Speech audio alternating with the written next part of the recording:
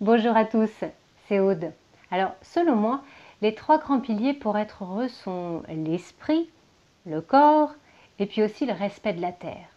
Alors, dans cette vidéo, je voulais aborder avec vous le thème des pensées. Alors, vous l'aurez compris, on est dans le thème de l'esprit avec la citation de Bouddha que j'aime beaucoup. Nous sommes ce que nous pensons. Alors il y a d'un côté un monde bien solide que l'on connaît avec les deux autres piliers que sont la terre bien évidemment, mais aussi notre corps qui est bien physique. Et puis il y a une autre chose, le monde des idées, le monde des pensées qui est lui beaucoup plus subtil. Alors chacun d'entre nous a des idées plein la tête. Ça commence dès le matin jusqu'au soir et ça mouline, ça tourne, ça mouline là-dedans. Il y a le petit moulin là qui se met en route, le petit vélo. Il faut savoir qu'on a 60 000 pensées chaque jour. Ça fait beaucoup quand même. Alors la plupart de nos pensées, en fait, elles restent cachées. Elles ne sont pas verbalisées, on ne le dit pas, on pense ça dans sa tête, on pense des choses des autres, positives ou négatives, on critique, on s'autocritique soi-même. Voilà, ça fait partie de notre jardin intérieur. Alors il est plus ou moins joli, ça dépend des personnes.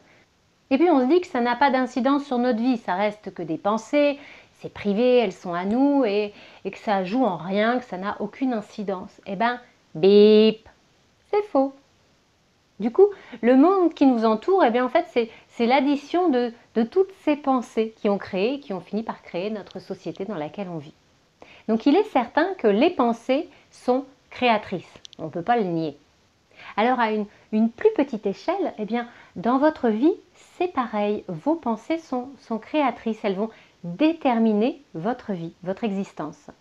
Alors, ce qui est intéressant de faire, ce serait d'essayer de repérer vos pensées, vos croyances. Est-ce que vous vous dites fréquemment « Oh là là, j'ai pas de chance de toute manière » ou alors « Je suis bon à rien » ou « Je suis doué ». C'est possible que ce soit des pensées négatives ou des pensées positives qui vous concernent. Et puis vous regardez votre vie, comme ça, vous mettez un peu de distance et vous regardez votre vie et vous regardez si en fait votre vie elle ne correspond pas à votre pensée, à ce que vous avez programmé dans votre tête. Un petit peu comme une mise en arrière comme ça, et puis vous dites ah bah ouais c'est vrai que tout compte fait j'ai jamais de chance dans ma vie. Par exemple, si vous pensez bon à rien, je ne suis pas certaine que vous arriviez à vos objectifs. Donc sans confiance en vous, du coup vous allez faire des erreurs et ces erreurs, eh ben, elles vont renforcer votre pensée et vous dire que waouh, non mais c'est vrai de toute façon, je suis vraiment bon à rien. Donc les pensées sont vraiment créatrices. C'est ça qui va déterminer votre réalité, votre vie, qui va aussi faire que vous percevez d'une manière qui est plus positive ou plus négative. C'est vraiment votre conception du monde et de la réalité. Alors vous avez sûrement dû entendre parler de la pensée positive. Ça ne veut pas dire qu'on vit dans un monde de bisounours, on est bien d'accord. C'est pas ça le but de la pensée positive, loin de là. Parce que bien évidemment, à moi, à vous, il vous arrive des malheurs, des trucs qui sont pas cool, c'est des trucs de la vie de tous les jours et on en a tous au quotidien. On peut rater son bus, on peut casser sa chaussure, on peut, j'en sais rien, moi, crever un pneu de la voiture, peu importe. Ça, tout le monde en a dans son quotidien. Par contre, là où c'est différent, c'est la manière de réagir à ce qui vous arrive. Comment est-ce que vous allez le vivre ? Est-ce que vous allez vous morfondre ? Oh là là, c'est terrible, oh là là, je vais être en retard, et puis je ne vais pas y arriver, et puis toute ma journée est gâchée, etc. Et du coup, bah ouais, c'est fort probable que votre journée elle soit gâchée. Ou au contraire, se servir de ce truc-là, de cet incident, rater son bus et dire « Oh bah tiens, du coup c'est chouette, j'ai 10 minutes de plus pour lire mon livre ». Des études récentes ont montré que des personnes optimistes réussissent beaucoup mieux que des personnes négatives. On sait que les pensées négatives s'accompagnent d'une sécrétion d'hormones du stress. Et l'hormone du stress est tout simplement une hormone qui va épuiser à terme votre organisme.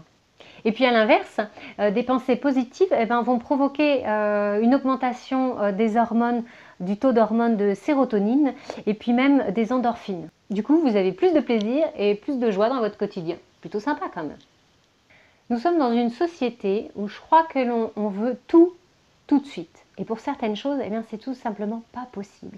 Et pour le cerveau, pour pour ce qui s'agit de notre qualité de vie, de l'être que l'on est à l'intérieur, eh bien, ça demande un entraînement.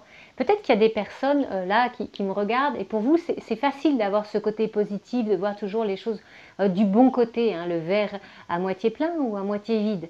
Mais pour d'autres, ça demande un effort parce que ce n'est pas inné, parce qu'on n'a pas appris à faire ça, on n'a pas appris à notre cerveau, hein, parce que notre cerveau est une véritable machine et on peut apprendre. On fera une vidéo là-dessus. Du coup, ça demande un entraînement. Moi, c'est pareil. J'ai pas réussi du jour au lendemain. C'est petit à petit que j'ai réussi à faire ces choses-là et de faire qu'il y ait des nouvelles connexions dans mon esprit, des connexions positives.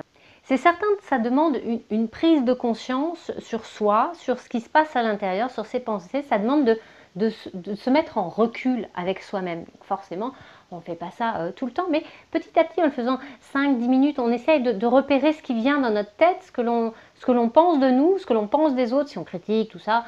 Et puis, petit à petit, on en prend conscience. Je crois que c'est la première chose à faire pour ce travail, c'est une prise de conscience, tout simplement.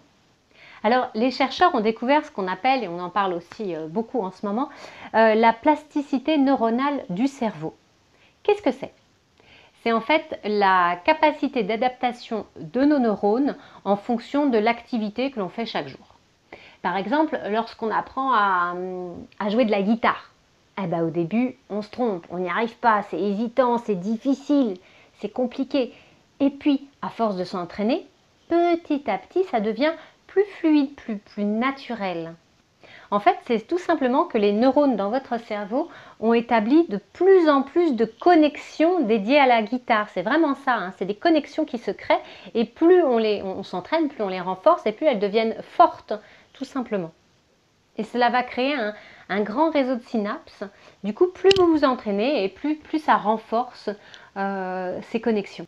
Alors, pour les pensées, c'est exactement pareil. Plus vous allez critiquer, vous énerver, avoir des pensées négatives, des pensées tristes, des pensées sombres, eh bien, votre connexion négative, elle est drôlement forte. Et au contraire, si vous voyez les choses positives dans la vie, eh bien, vous renforcez cette connexion positive à l'intérieur de votre cerveau. Sachez qu'il y a 100 milliards de neurones à l'intérieur. Ah, moi, je crois qu'on a de quoi faire, on a du boulot quand même. Hein. Alors, tout ça pour vous dire qu'en fait, vous avez le choix. La vie est une question de choix.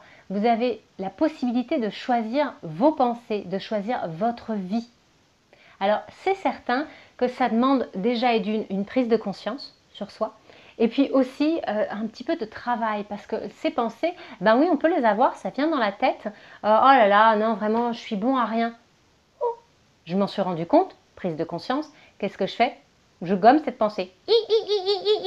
Vous gommez et vous mettez non, je ne suis pas bon à rien. Là, ce que j'ai fait, ok, c'est nul. Mais moi, je suis quelqu'un qui vaut quelque chose.